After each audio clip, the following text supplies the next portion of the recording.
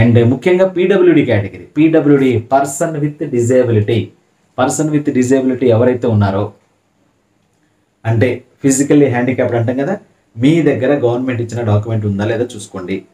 PWD పెట్టాలంటే మీ disability అనేది minimum 40% ఉండాలి. అది చూసుకోండి మీ డాక్యుమెంట్లో ఎంత ఉందనేది.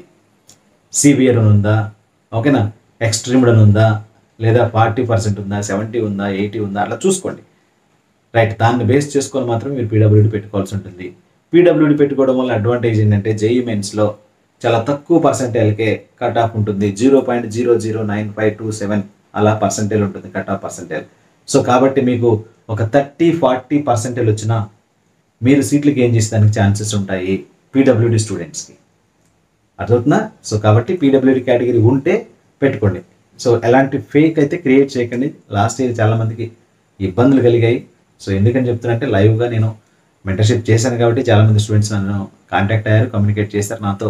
దాదాపు 3 months అసోసియేట్ అవుతూ ట్రావెల్ చేశారు కాబట్టి వాళ్ళు వెరిఫికేషన్కి వెళ్ళేటప్పుడు వాళ్ళు పడ్డటువంటి టెన్షన్ కానీ వాళ్ళకి ఉన్నటువంటి మొత్తం నేను లైవ్లో చూశాను అనమాట. కాబట్టి చెప్తున్నాను, ఎవరు కూడా మీరు కష్టపడి ఎగ్జామ్ రాయడానికి ట్రై చేయండి, కానీ ఎలాంటివి ఫేక్ డాక్యుమెంట్స్ సృష్టించకండి, ఏది పీడబ్ల్యూడికి సంబంధించి ముఖ్యంగా.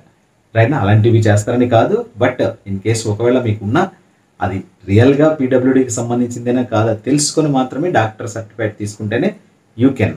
లేకుంటే మీకు మళ్ళీ వెరిఫికేషన్స్ ఉంటాయి, ఫిజికల్ వెరిఫికేషన్స్ ఉంటాయి. పీడబ్ల్యూడి వెరిఫికేషన్ డాక్టర్స్ చేత వెరిఫై చేస్తారు సీట్లు వచ్చినప్పుడు, అండ్ సీట్ ఇచ్చేటప్పుడు వెరిఫై చేస్తారు, మళ్ళీ కాలేజీలో జాయిన్ అవ్వడానికి వెళ్ళినప్పుడు కూడా వెరిఫై చేస్తారు. కాబట్టి చాలా చాలా జాగ్రత్తగా ఉండండి.